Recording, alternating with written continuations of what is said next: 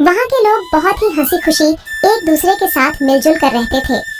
इस गांव में हरिया नाम का एक व्यक्ति रहता था। उसके परिवार में उसकी पत्नी और 2 बच्चे थे। हरिया के पास 2 गायें थीं, जिनका दूध बेचकर वह अपने जीवन निर्वाह करता था। इस गांव की सबसे बड़ी समस्या थी पानी की, क्योंकि पूरे गांव में केवल एक ही तालाब था। लोग इसी तालाब से पानी भरकर अपने दैनिक जीवनचर्या के काम किया करते थे। गांव में और कोई पानी का साधन न होने की वजह से गांव के लोगों को इसी तालाब के पानी पर निर्भर रहना पड़ता था। हालांकि गांव के लोग अपनी इस जिंदगी से खुश थे। कुछ समय यूं ही हंसी खुशी बीत जाता है, लेकिन एक दिन जब गांव के कुछ लोग तालाब पर पानी भरने जाते हैं तो देखते हैं कि तालाब में बड़े बड़े मगरमच्छों ने कब्जा कर लिया है। अब लोग तालाब से पानी भरना छोड़ देते हैं, क्योंकि मगरमच्छ उन्हें मार सकते थे। थोड़े दिन बाद कुछ लोगों ने हिम्मत करके उस तालाब से पानी लाने की कोशिश की, मगर तालाब के मगरमच्छ उन्हें भी मारकर खा गए। इस घटना से पूरे गांव में भय और हड़कंप मच गया। अरे देखो भाई लोग, तालाब के इन बड़े बड़े मगरमच्छों ने हमारे गांव के 2 लोगों को मार दिया। अगर ऐसा ही चलता रहा तो धीरे धीरे ये पूरा गांव खत्म हो जाएगा।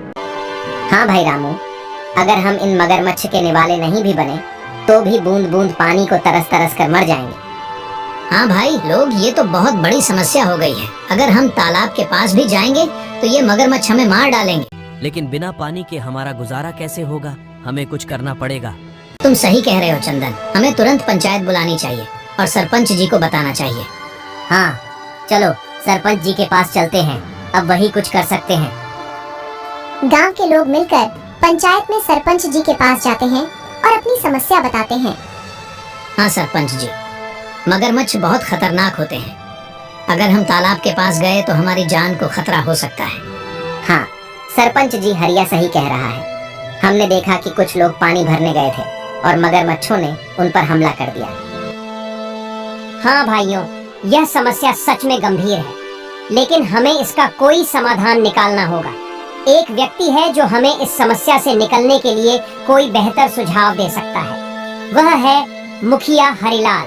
हमें इस बारे में हरिलाल से बात करनी चाहिए। वह गांव के सबसे अक्लमंद इंसान है। वह इस समस्या का कोई ना कोई हल निकाल ही लेंगे। राजू और बिरजू, तुम दोनों मुखिया के घर जाओ और उनसे कहो कि सरपंच जी ने उन्हें तुरंत याद किया है।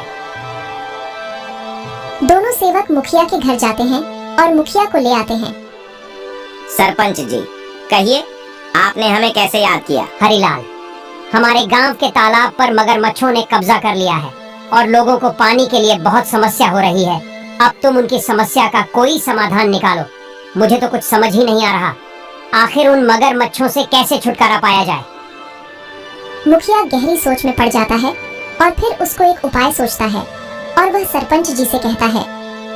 सरपंच जी, मगरमच्छों से लड़ना आसान नहीं है। हमें एक दूसरा तालाब बनाना होगा।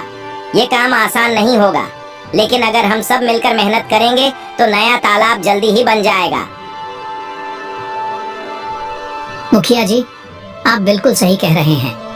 हम सब मिलकर मेहनत करेंगे और नया तालाब बनाएं।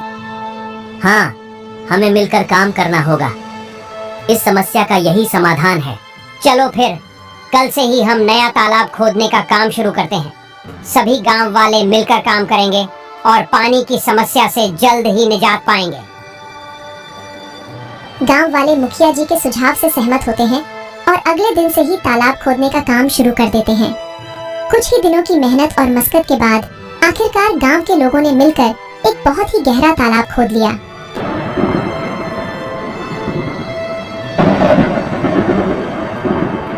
अरे हरिया, यह देखो, हमारा तालाब कैसे पानी से भर गया है। अब हमें पानी के लिए उस मगरमच्छ वाले तालाब में जाने की जरूरत नहीं पड़ेगी। हम यही पास ही के तालाब से पानी भर लिया करेंगे। हाँ काका, आज मैं बहुत खुश हूँ। आखिरकार हमारे गांव को इस पानी की समस्या से निजात मिल ही गया।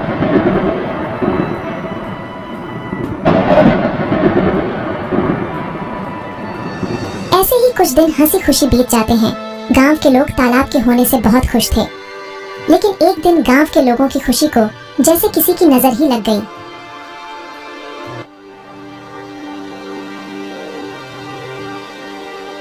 सुनिए जरा, ये तालाब से मटकी भर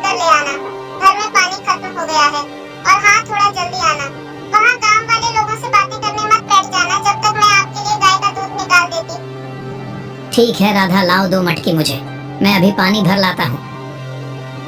जब हरिया मटकी लेकर तालाब के पास पहुंचा, तो उसने देखा वहाँ पर मुखिया हरिलाल खड़ा है और वह गांव वालों से पैसे ले रहा है। हरिया ने एक व्यक्ति को रोक कर पूछा, भैया क्या बात है, ये मुखिया जी किस चीज के पैसे ले रहे हैं?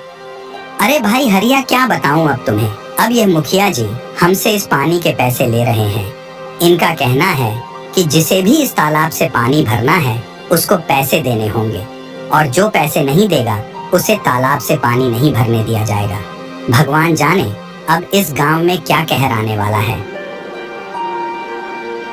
हरिया पानी भरने के लिए तालाब के पास खड़ा हो जाता है। जैसे ही वह तालाब से पानी भरने जाता है, मुखिया उसे रोकते हुए कहता है, हरिया, तुम क्या कर रहे हो? तुम्हें पता नहीं है कि यहाँ से पानी भरने के लिए पैसे देने होंगे? लेकिन यह तो गांव का तालाब है, यहाँ पानी भरने के लिए पैसे क्यों देने पड़ेंगे? यह नियम अब बदल गया है।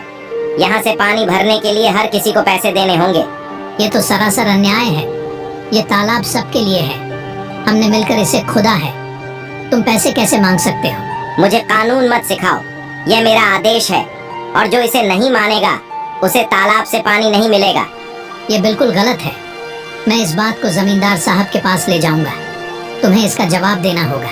जाओ जाओ, जमींदार साहब के पास जाओ, लेकिन तुमने इस बारे में जमींदार के सामने अपना मुंह भी खोला तो तुम्हें और तुम्हारे परिवार को इसके गंभीर परिणाम भुगतने पड़ सकते हैं। मेरी शिकायत करने से पहले एक बार अपने परिवार के बारे में भी सोच लेना। हरिलाल से पंगा लेना तुम्हारे परिवार पर भारी पड़ सकता है। ठीक है, मैं पैसे दे दूंगा, लेकिन याद रखना यह अन्याय ज्यादा दिनों तक नहीं चलेगा। हरिया मजबूरी में पैसे देकर पानी भरता है और वहाँ से चला जाता है। राधा, जो हम सब गांव वालों ने मिलकर तालाब खोदा था, मुखिया जी ने अब उस पानी भरने पर रोक लगा दी है। मुखिया ने कहा है कि अगर पानी चाहिए तो तुम्हें इस पानी की कीमत चुकानी होगी। ये मुखिया अपने आप को समझता क्या है? देख लेना, एक दिन इसके पापों का अंत जरूर होगा। हम गरीबों की इसे एक दिन हाय जरूर लगेगी। इतनी गर्मी में गरीबों से पानी के पैसे लेता है। देख लेना, एक दिन ये मुखिया बूंद बूंद पानी को तरसेगा। नहीं राधा, ऐसा मत कहो। कोई हमारे साथ बुरा करता है, इसका मतलब ये तो नहीं कि हम भी उसके साथ बुरा ही करें। ऊपर वाला सब देख रहा है, सबको सबकी कर्मों की सजा जरूर मिलती है। मुखिया को भी उसकी किए की सजा एक न एक दिन जरूर मिलेगी। एक दिन गांव में एक नया व्यक्ति आता है और तालाब के पास पानी पीने की कोशिश करता है। ये तालाब तो काफी बड़ा है, यहाँ से पानी पी लेता हूँ, प्यास बहुत लगी है। तुम कौन हो? नमस्ते, मैं एक यात्री हूँ और बहुत प्यासा हूँ, बस थोड़ा पानी पीने के लिए रुका हूँ। यहाँ पानी पीने के लिए रुक गए? यहाँ पानी पीने के लिए पैसे देने होंगे। पैसे? लेकिन पानी पर तो सभी का हक है, ये तो सरकारी तालाब, पानी के लिए पैसे क्यों देने पड़ेंगे? ये सरकारी तालाब नहीं, ये हमारा तालाब है। यहाँ पानी पीना है तो पैसे देने होंगे, नहीं तो चलते बनो। मुझे कानून मत सिखाओ, ये मेरा इलाका है और यहाँ मेरे नियम चलते हैं। अगर तुम्हें पानी पीना है तो पैसे दो, वरना चलते बनो। वह व्यक्ति बिना पानी पिए वहाँ से चला जाता है और सीधे जमींदार साहब के घर पहुँचता है। जमींदार साहब के घर के बाहर मुखिया के 2 आदमी खड़े थे। वह व्यक्ति से पूछते हैं, कौन हो तुम? तुम तो इस गांव के नहीं लगते। तुम यहाँ किस काम से आए हो? मैं जमींदार साहब से मिलने आया हूँ, उन्होंने ही मुझे बुलाया है।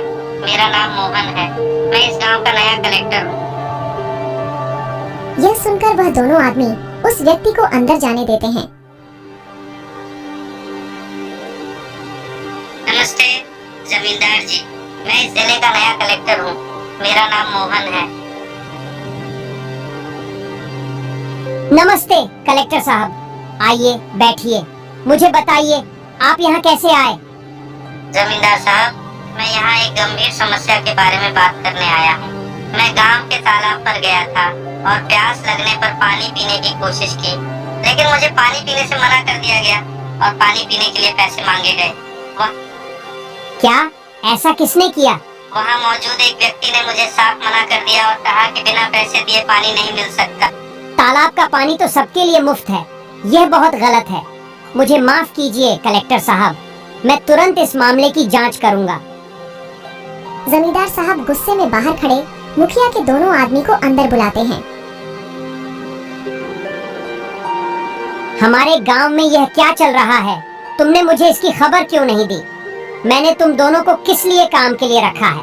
अब तुम सीधे सीधे यह बताओ कि यह जो कलेक्टर कह रहे हैं वह क्या सच है? कलेक्टर साहब का कहना है कि हमारे गांव के तालाब पर गांव के लोगों से पानी के पैसे लिए जा रहे हैं। सच सच बताओ मुझे। जमींदार की फटकार से वह दोनों आदमी सब उगल देते हैं। जी जमींदार साहब, वह मुखिया हरिलाल हैं जो गांव वालों से पानी भरने के पैसे ले रहे हैं। हमने उन्हें बहुत समझाने की कोशिश करी लेकिन वह नहीं माने। उस मुखिया हरिलाल की इतनी हिम्मत, उसने मेरे पीठ पीछे गांव वालों के साथ ऐसा व्यवहार किया। जाओ मुखिया को अभी बुला कर लाओ, और हाँ, साथ में सारे गांव वालों को भी एकत्रित करके यहाँ लाओ। थोड़ी देर में मुखिया के साथ ही सारे गांव वाले भी जमींदार साहब के घर पहुंच जाते हैं। गांव वालों, आज मैंने आपको एक जरूरी मुद्दे पर चर्चा करने के लिए बुलाया है। हमें पता चला है कि तालाब के पानी के लिए आपसे पैसे वसूले जा रहे हैं। क्या यह सच है? सरपंच जी, यह सच है। हमें हर बार पानी भरने के लिए पैसे देने पड़ते हैं। हमारे साथ बहुत गलत हो रहा है सरपंच जी। हम पहले से ही मुश्किल में हैं और यह नया नियम हमारे लिए बहुत भारी पड़ रहा है। मुखिया, तुम्हें क्या कहना है? क्या यह सच है कि तुमने पानी के लिए पैसे वसूले हैं? तभी मुखिया का ध्यान उस व्यक्ति के पास जाता है जिसे मुखिया ने पानी पीने से मना कर दिया था। अरे ये व्यक्ति यहाँ क्या कर रहा है? अच्छा, तो इसीलिए लगाई है। मेरी शिकायत देख लूंगा इसको तो मैं। बोलो हरिलाल, ये सब क्या चल रहा है? सच का तो मुझे पता चल ही गया है, लेकिन एक बार ये मैं तुम्हारे मुंह से सुनना चाहता हूँ। जमींदार साहब, मैंने ये सोचा था कि इससे गांव के विकास के लिए पैसे जमा होंगे, लेकिन अगर ये गलत है तो मुझे माफ कर दीजिए। माफी का समय अब नहीं है। तुमने गांव वालों और हमारे कलेक्टर साहब के साथ गलत किया है। मुखिया, मैं तुम्हें इस पद से तुरंत हटा रहा हूँ। तुमने अपने पद का दुरुपयोग किया है। अब गांव वालों को तुमसे कोई परेशानी नहीं होगी। मुझे माफ कर दीजिए जमींदार साहब। माफी मांगने से कुछ नहीं होगा। अब से तुम इस पद पर नहीं रहोगे और गांव के किसी भी फैसले में तुम्हारा कोई अधिकार नहीं होगा। जमींदार साहब, हमें तो लगता था कि यह तालाब सभी के लिए है, लेकिन मुखिया जी ने इसे अपनी संपत्ति ही बना लिया है। गांव वालों, मुझे खेद है कि आपको ऐसी कठिनाइयों का सामना करना पड़ा। मैं आपको आश्वासन देता हूँ कि आगे से ऐसा कोई अन्याय नहीं होगा। तालाब का पानी अब सभी के लिए मुफ्त होगा। धन्यवाद जमींदार साहब, आपने हमें न्याय दिलाया।